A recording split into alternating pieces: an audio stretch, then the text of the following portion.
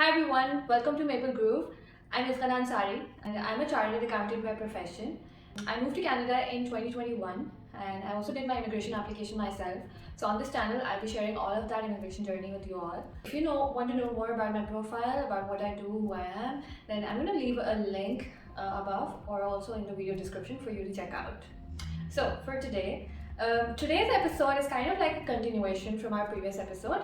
If you haven't watched the previous episode, please make sure to check it out. In that episode, we kind of talked about finding your reasons to immigrate to any place. Today, we're going to talk about all the pros and the cons that you should be considering before you decide to move to a different place, right? Because it's a huge decision of your life, and making a pros and cons list is probably one of the first things that is being taught to us that we should probably do, right? Now, while I had my own list of pros and cons, but because it's been only 6 months since I moved to Canada, I also wanted to find out the perspectives of people who have been here for quite some time. So I did consult with others to add on to those points that I already had in order to give you a more wider perspective to make a better decision for yourself, no matter what your situation might be. So I hope you find this helpful. Alright, let's get down to the pros. Number one pro that I like to highlight is the free good quality healthcare system over here. For example, once I landed in Ontario, I had my Ontario health card made. Through that card, I can access public healthcare facilities and even private clinics that accept such patients on the health card. All I have to do is book my appointment, just go there, and there's no difference between the kind of treatment that is offered to people who are paying at these clinics or people who are coming on using their health card. That's something that I really looked forward to when I was moving the public healthcare system, and I actually find it really beneficial, and I've gone through it myself. So it's not something that I'm talking about and I haven't experienced. It's something that I have personally experienced, and it's absolutely amazing. The second pro that I'd like to highlight is that in case you lose your job over here, the government actually gives you money to support you. And I'll just give a brief summary of how that works. So how that works is that when we're actually working, we're actually paying the government a small amount as unemployment insurance amount. So that actually comes into play once you actually lose your job due to some reason, and the government actually pays to support you. Alright, pro number three is that you really don't have to worry about the basic necessities in life over here. I'm talking about electricity, water, and gas. It's just something that is readily available, and all you have to do is keep paying your bills, of course. But it's not something that you have to be worried about. It came as a huge difference for me because from the place where I am from, we used to have electricity load shedding. We also have gas load shedding and sometimes water issues. So I actually realized that this actually saves you a lot of time and frustration because you can actually spend all this time and energy on actually more productive things. Number four is the fact that you have better access to all those facilities that generally contribute to a better quality of life. And I'll give you examples. Number one example is the public transport system over here. The public transport system over here is really nice in terms of that it's clean, it is reliable, and it's safe. So especially if you're living in downtown, which is like the center of a city, you really don't feel the need to have a car because everything is either accessible by walk or by public transport itself. So within cities, it's very well connected, especially in the big metro cities like Toronto or Vancouver. So a car is not something that you have to worry about. However, if you're planning to live in the outskirts of the big cities, then you might have to keep a car. But still, public transport is something that can link you within cities. Second facility that you have here in general is the number of good quality parks over here for walks and stuff. You also have jogging tracks over here, you also have cycling tracks over here. For cycling, you also have a bike share system over here in which you pay a small rental fee. And all of these things are just built into the city, so it's not something that you have to go separately anywhere for it. It's just mostly going to be where you are living, especially if you're living in the main city. In the winters, for example, you also have free ice skating rinks that the government puts up, and you really don't have to pay anything to be able to ice skate. I've done ice skating a couple of times this winters till now, and I'm planning to actually be better at it. So if you haven't watched my progress at ice skating, make sure to follow me on Instagram and Facebook because I post day-to-day updates over there. So I am updating about my ice skating journey on my Instagram. But yeah, so all of these facilities come up for free. Recently my friend from UK was in the city, and when he saw that we have free ice skating rinks, he was very impressed because he said that any facility like this in UK would cost so much. So it's something good to have over here. You also have free public libraries. I can actually do a whole new video on it. I can take you to the biggest public library over here, and there's so many branches spread all around Toronto, and it's absolutely free of cost. All you have to do is get your library card made, through which you can also access their online app. So the system is pretty good. And let me know, yeah, if you want me to do a video on the library system over here, if you like to read books, because I love to read books. So I actually explored that a lot. So yeah. And then a lot of facilities are also provided to you by the building that you're living in. If you plan to live within the city and if you get yourself a good apartment building, your building can also have a lot of amenities. For example, my building has a swimming pool, it has gyms, it has a yoga studio and a dance studio, it has badminton court, squash court, and a lot of similar facilities. So this is not something that I have to now pay separately for or go separately for. It's just something that's so readily available for me, and it generally contributes to a better standard of life for me. Number 5 is something that's really close to my heart, and that is the general safety that you experience over here. There might be crime. I'm not saying there's zero crime, but the crime rate is very low, and the general feeling of being unsafe is not there. And especially as a girl, it was something that was really important for me to be in a place where I actually felt safe, where I could do what I wanted to do without thinking about this could have consequences. I can't be out after this time, or I can't use a public transport because oh my god, it might not be safe. So it's not something that I've had to worry about ever since I moved over here. One little thing that I've really enjoyed, which most of you would probably laugh at, and would just think about how is this like a source of joy. It's such a little thing, but I'll tell you, it's such a massive thing, and that is the ability to be just in a park, just lie down in the grass and just look at the sky, or just look at the lake, just enjoy the view, and you're just lying down in the park. A simple joy as that is something that I could never have experienced before I moved over here. So I'm absolutely loving this freedom of being a girl and having the freedom to move about over here. Sixth thing is that in general the society is very accepting over here, and there's a lot of cultural diversity, especially if you're living in a city, in a metro city, where there are people from all kinds of countries, all kinds of religious backgrounds.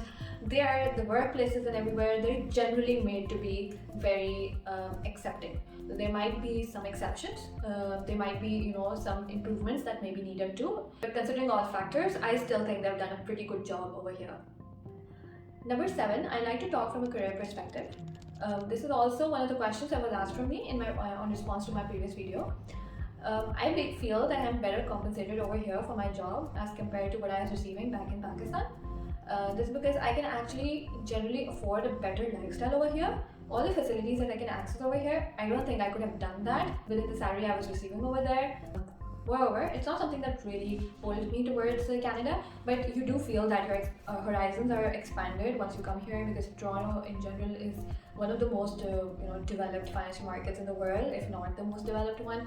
So you generally gain more exposure to different types of scenarios, different companies, different work. So in general, your horizons are expanded. The kind of work that you get to do over here is definitely much more advanced than the one that we were used to doing back in Pakistan. So that from a career perspective. Another pro that families, especially with children, would really like is the fact that you not only get child support in terms of money, but also free education till high school. And it's not even like bad quality education, it's actually good quality education, and it's absolutely free of cost. Another pro is that university education over here is actually more affordable than it is in maybe the US or UK. If you want to pursue further studies, there are also a lot of universities that are extensively research oriented, and you can actually go ahead and pursue your PhD and something you really want to do over here. And as a permanent resident, your fee for the university over here also gets significantly reduced, because you are no longer treated as a foreign student. So that's also something that you can consider. Another point that might be very important for you is the fact that if you have any dietary restrictions, like if you eat only vegetarian food or if you eat only halal, then it's not something that difficult to find over here, because in general there's a lot of diversity. So you're always going to find places which offer halal food or vegetarian food, and a lot of, because veganism is becoming more popular, so you can actually also find vegan food almost everywhere. So it's not something that you should be worried about. And lastly, I want to talk about one of the most huge pros that I feel Canadian citizenship has. So once you become a Canadian citizen on the Canadian passport, you can actually travel visa-free to so many different countries, almost all throughout Europe. You can travel without a visa for a 30-day trip or something, and that's something that's like really convenient in terms of cost as well as time, because I feel that half my life has just been spent applying for visas and paying their fee. So I'm really looking forward to becoming a Canadian citizen, so I can finally get access to countries, all European countries and places without having to apply for their visas. Alright, let's get down to the cons now. The number one disadvantage that you're probably going to have when you first move is that you're not going to have Canadian job experience, which is why it's going to be really difficult to find your first job. Once you land your first job and once you start gaining your experience, it's going to get a lot better. When landing your first job can be very challenging. You might have to network a lot. I might have to, connect with a lot of people before you can actually find a job that suits your qualifications and suits your experience.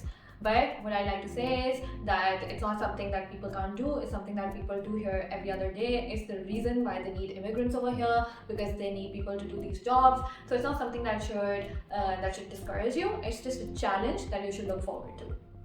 The second challenge that you're probably going to see is the high cost of living, especially if you're moving with your family. The cost of living can be pretty high, especially because one of the major components of your cost is rent. If you're planning to live near a big city or in a big city, then the rent component can be very high. On top of that, you also have to pay some insurances like a home insurance, which is mandatory. So that can amount to like overall other expensive like groceries and everything. It could add up to a lot, especially if there's only one person who is earning in the family. It can get pretty difficult. So it is definitely a challenge. Another factor that you should probably know is that the tax rate over here is pretty high, and which is why we actually get free public healthcare or subsidized public transport. But on the other side, it's also being deducted from our income as tax. So that does reduce your salary to a considerable amount, and it's only the post-tax salary that you should be looking at in order to plan your expenses. A while ago, we were talking about the good quality healthcare system over here. But there's also another side to it. Sometimes we can experience delays in accessing those facilities. For example, I had to get an MRI done and my doctor referred me for an MRI, so it was absolutely free of cost, but my appointment was scheduled for 2 months after the date that was prescribed for me. However, this does not happen in case of emergency cases, which are dealt with on an urgent basis. In cases where they think that it's not an urgency and this case can be deferred, they do defer it, but you still get access to that facility eventually. The reason why this happens is that there's equal healthcare for all. So even if you're rich, you're poor, you don't need a reference to go to to get access to a better doctor or a better surgeon or stuff. So it's all equal for everyone, and which is why there can be some delays during your healthcare process. Another thing that's becoming increasingly difficult over here is to own a house. Previously, it was easier to get a house on mortgage. The down payments were not that high, and overall the cost of houses was not high. But right now, Canada is experiencing a housing shortage, especially in Ontario, and the cost of homes is actually really high right now, and it's becoming increasingly unaffordable in Vancouver and Greater Toronto area. So that's something that in the future might not be as affordable as it was in the past. If it matters to you, is that the choice of cities is very limited. So you have very limited number of big cities in Canada. The rest of Canada is either empty, or it's rural area, or it's just small cities, countryside cities, suburbs. So if you're a fan of living in the big cities, you really don't have a lot of choice for it. Let's address the elephant in the room, and that is the weather over here. We have heard all our lives that Canada's weather is so harsh, why would anyone want to move there, etc, etc. And of course, part of it is true. The weather can be very harsh over here, especially in the northern parts of Canada, because you can get temperatures like below -30 or something like that, so it can get pretty terrible. In the southern part of Ontario, where I live, it's not that bad, but it definitely snows over here. We're going to have a white Christmas, I think, this time, and it does get below -10 and stuff like that. But so that is something that you should consider, especially if you're planning to move with your parents or your grandparents who are a little old in age. It might get challenging for them. But on the other side, I'd also like to say that the heating systems over here, you have centrally heated homes. So I have personally felt that I feel less cold over here in general as compared to what I used to feel in Islamabad, where even right now we're having temperatures like 0 or -2 degrees. So over there, because homes are not centrally heated, you generally tend to feel more cold all throughout the day as compared to over here, where your home is centrally heated. All you have to do is dress up well to go outside. So another con that I forgot to mention earlier, so I decided to do this quick update video, is that when you move, you will definitely be away from your family, and you might end up feeling a little lonely, or just unsettled, or maybe even a feeling of guilt that you can't be there for your family, for important events in the family, or for your parents. Like if you want to do small things for them, you won't be there. So you might feel all of that, which is why you also need to really consider what's very important for you. In my case, when I moved, I'm very close to my immediate family. So when I moved, it was initially a little difficult for me too. However, I ultimately aim to sponsor my parents for permanent residence once I am a Canadian citizen, and I've set that as a personal milestone for myself. So I'm working towards that, and I'm completely, at ease with the decision that I made, and I'm happy with my life over here, and I'm happy to see my parents happy with me with my life over here.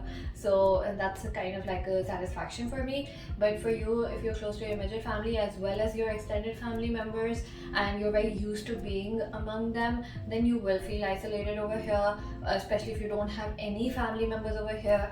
So that is one thing that you really need to ask yourself, and it might be a factor that can make or break your decision. And then let's talk about the time zone difference. Canada has a lot of time zone difference with the rest of the world, especially from where I come from, in that South Asian region. The time zone difference can get pretty tricky to handle, especially if you want to stay connected to your family back home. You really need to plan in advance. However, I've been doing it for the last 6 months, and I personally felt that if I plan in advance, it's not something that's really difficult to do, but it does get challenging at times. So I hope I helped you in deciding the pros and cons of moving to Canada. I try to bring in the perspectives of everyone moving alone, moving without families, moving as a single girl. So I hope this was beneficial for whoever is listening. And if you think that you're more informed after watching this video, then please make sure to hit the subscribe button. That will keep me motivated to come back and provide you with more information from my first-hand experience. If you have any questions, make sure to drop them in the comment section below. I also give more information about things I experience on a general day-to-day basis on my Instagram and Facebook. So if you're not following me over there, make sure to check those pages out, and if you find it helpful, you can follow me over there too. I think that's it for today, and I'll see you with another episode of more information to help you through your immigration journey. Cheers, bye-bye.